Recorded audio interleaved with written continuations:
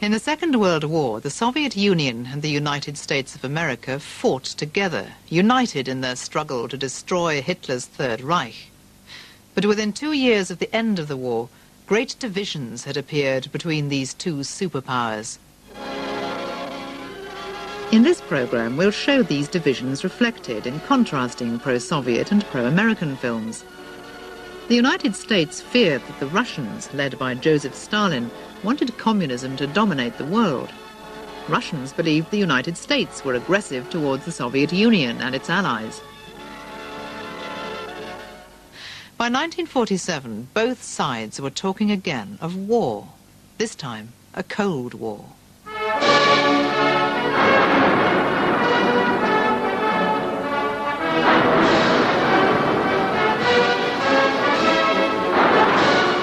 Of May Day, was a traditional day for parades and celebrations in the Soviet Union.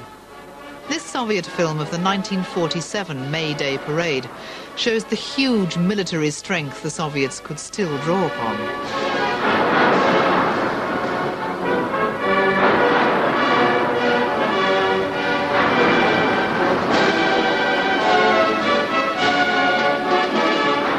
The parade would have been a reminder to Russians of the great military victory they had won over Nazi Germany.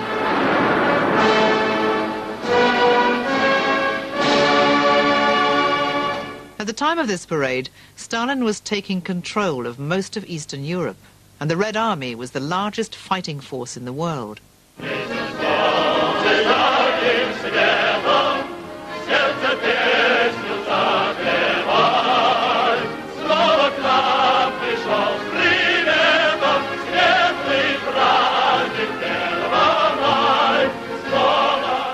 How prosperous some of the people in the crowd look.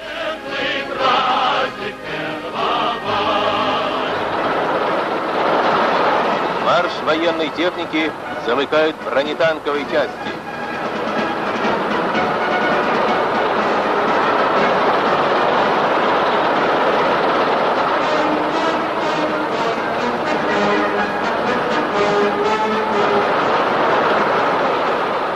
Images like that greatly worried the Americans, many of whom came to believe that Stalin wanted to take over the whole of Europe and beyond. But of course the United States had the atom bomb, and at this stage the Soviet Union did not.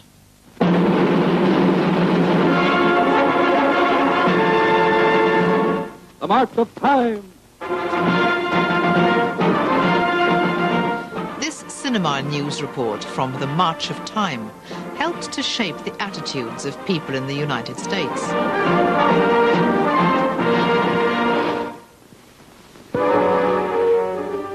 In many a U.S. home, conversations in recent years have been taking an abrupt turn to a topic of importance to all Americans. Well, that's Cologne. It got blitzed worse than Frankfurt. Who's this? Well, that's us in Berlin with some Russians. This one is Dmitry Andreev. He's a sergeant in charge of a detail. Russians. We should have cracked down on those bums at the end of the wall. I can't understand what this fuss with the Russians is all about. Ones I met were good guys. We worked together all right. Today, millions of Americans are preoccupied with the shift of events abroad in post-war years, which has turned many of them from admiration of Russia as a wartime ally to profound moral disapproval and fear of it as an ambitious and predatory rival power. Everywhere I have been in the world, in Europe, in Asia, one thing is clear. The Soviet Union has proved again and again that it cannot be trusted. While Russia continues her aggressive attitude toward free nations, world peace, your peace and mine, will hang very precariously in the balance. The U.S. government in Washington became increasingly suspicious and saw in every move that Stalin made a plan for world domination. This official U.S. film looks back on 1947, the year which witnessed a growing divide between the Soviet Union and the United States. As the year began, the United States was surmounting the last barriers to full reconversion. We were financially an island apart from the world. Our national income was predicted to exceed $200 billion. Never before had the nation known such freedom from want. But in this realm of abundance, we reigned alone. Across the vast expanses of the globe, there were famine, national ruin, pestilence, and moral disintegration. 4 horsemen driving civilization to the brink of an abyss. Without help, recovery might never be achieved. In the background was the growing struggle between 2 great powers to shape the post-war world. Looking toward Europe from Moscow, Soviet Russia was expansively stabbing westward, knifing into nations left empty by war, with misery and chaos as allies. On orders from the Kremlin, Russia had launched one of history's most drastic political, moral, and economic wars, a Cold War. The United States was obliged to help Europe safeguard its traditional freedoms and the independence of its nations. Gone was the spirit of wartime unity that reached its peak on that historic afternoon in April '45 at the Elbe River in Germany. Here, 2 worlds actually met, but this coalition was to be torn asunder.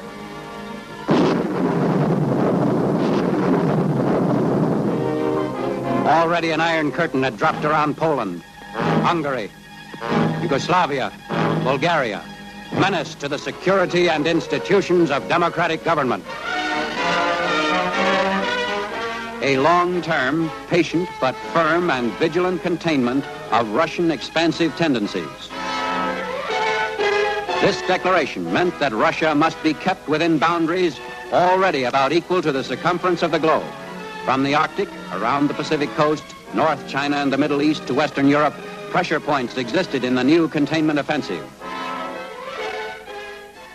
The Soviet Union had suffered appalling losses during the Second World War.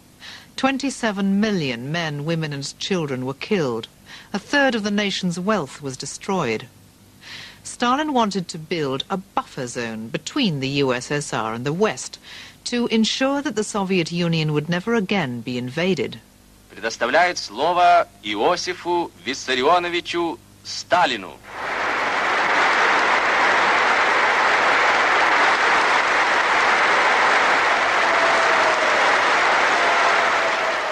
When Stalin addressed the Soviet people, he didn't need to win their votes or persuade them of the rightness of his cause. As a dictator, public opinion was of no interest to him. But every few years, a Communist Party Congress brought together delegates from the communist world who would reconfirm their faith in his leadership. The film record of the Congress was an important tribute to Stalin.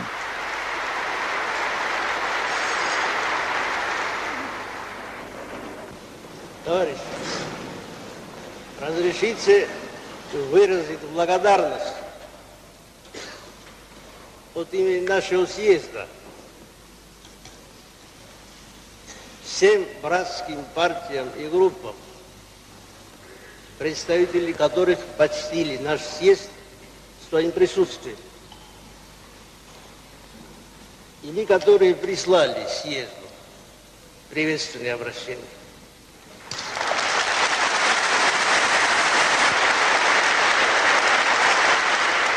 Unlike the powerful, persuasive American films, Soviet films just presented lengthy extracts of Stalin's long speeches. And he wasn't a very exciting speaker. He didn't need to be. Было бы ошибочно думать, что наша партия, ставшая могущественной силой, Behind Stalin sits the Soviet Politburo, flanked by leaders of other communist nations. наша партия и наша страна всегда нуждались и будут нуждаться в доверии, в сочувствии и поддержке братских народов за рубежом.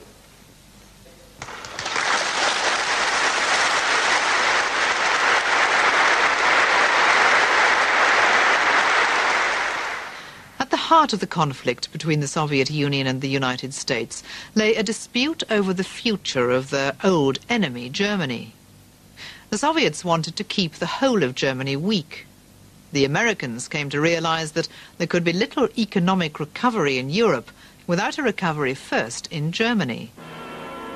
In Britain, the Crown Film Unit made a film to show what life was like in Germany after the devastation of war. What's it like in Germany? Must be terrible. Well, they asked for it, they got it. Yes, but you can't let them starve. I don't know about that. I got a son out there. As far as I can see, it'd be a good thing if some of them did die. Well, a lot of Germany is dead. Our last bombing was directed against their communications, against convoys, trains, road and rail bridges, against goods yards, stations, viaducts.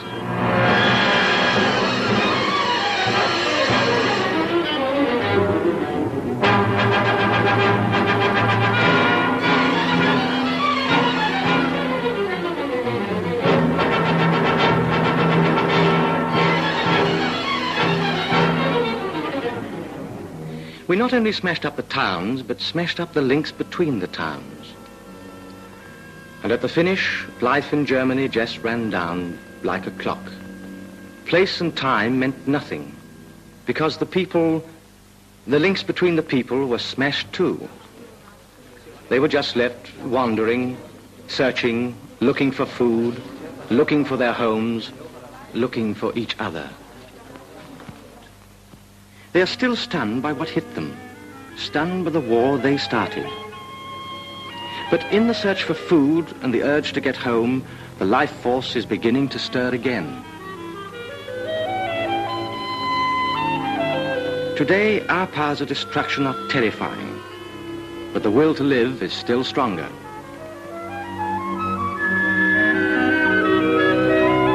That's why we can't wash our hands of the Germans, because we can't afford to let that new life flow in any direction it wants.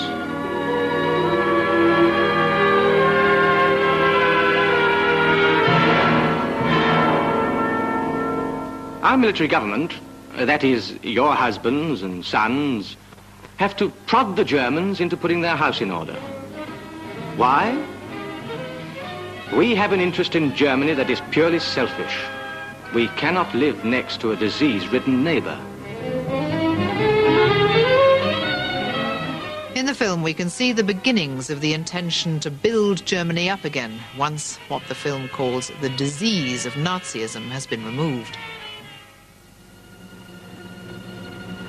What about the children? For them, the desolated landscape provides a dream playground.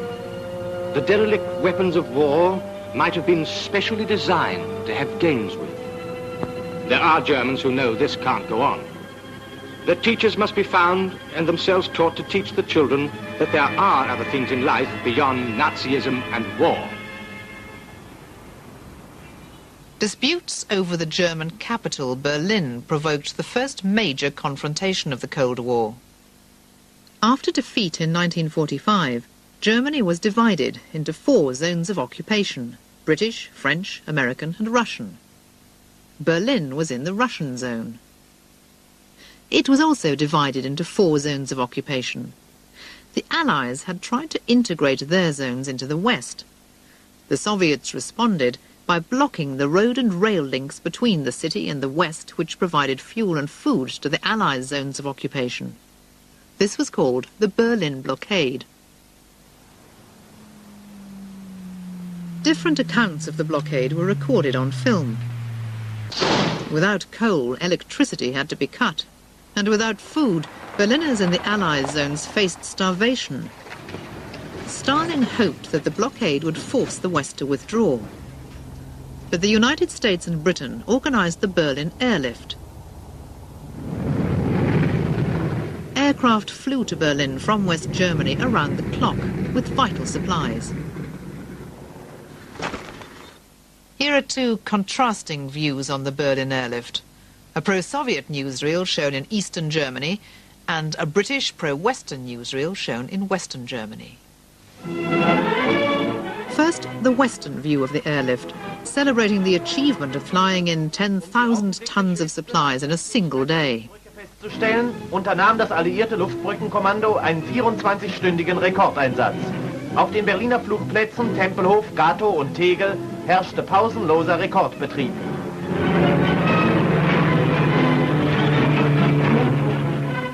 In einer ununterbrochenen Kette von 1344 Flügen wurden 10.000 Tonnen Versorgungsgüter nach Berlin gebracht. Auf dem Rückflug wurden Berliner Exportwaren für die Westzonen mitgeführt. General Klee erklärte, der neue Luftbrückenrekord habe bewiesen, dass Berlin auf dem Luftwege mit wenigen zusätzlichen Flugzeugen ebenso versorgt werden könne wie vor der Blockade.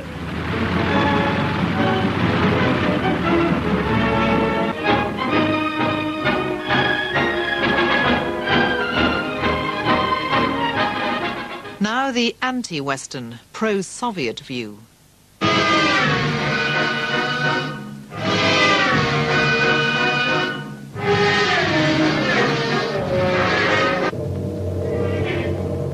In this version of events, the German people are told to be suspicious of Western motives.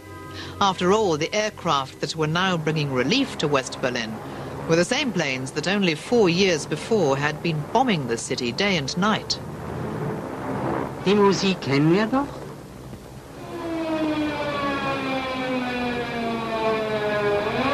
Denkt mal nach. Wie war das doch? Damals kamen die Menschenfreunde mit Bomben und Phosphor.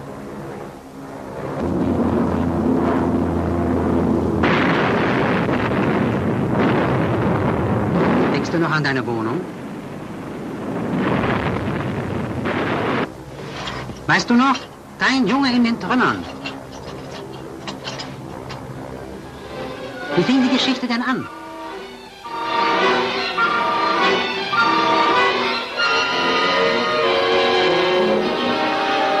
Erst kamen sie mit ihren Parolen, genau wie heute. That pro-Soviet propaganda film likened the Americans to Nazis. Dann im Gleichschritt Marsch. And in this newsreel, the East Germans are reminded of how much grain the Soviet Union and the other socialist states are supplying to feed them outside of the blockade. Seit Bekanntgabe des Beschlusses der Sowjetregierung, die Ernährung Berlins auf der Grundlage der bestehenden Rationssätze zu übernehmen, treffen in Rostock laufend sowjetische Frachter mit Getreide ein.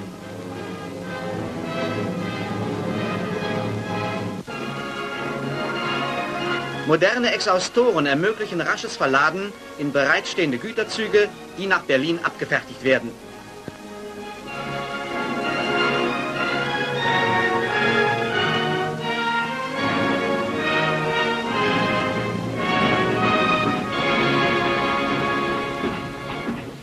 Stalin finally lifted the blockade of Berlin in May 1949. The world heaved a sigh of relief. The division of Europe was formalized with the creation of the Federal Republic of Germany, which became known as West Germany, and the People's Democratic Republic, East Germany. And then with the creation of NATO, the North Atlantic Treaty Organization, which was the Western military alliance, and with the Warsaw Pact of pro-Soviet countries. Later in 1949, the Soviets tested their own atom bomb. Now the two rival camps both had access to atomic weapons, and the world would live in the shadow of nuclear terror for the 40 years of Cold War.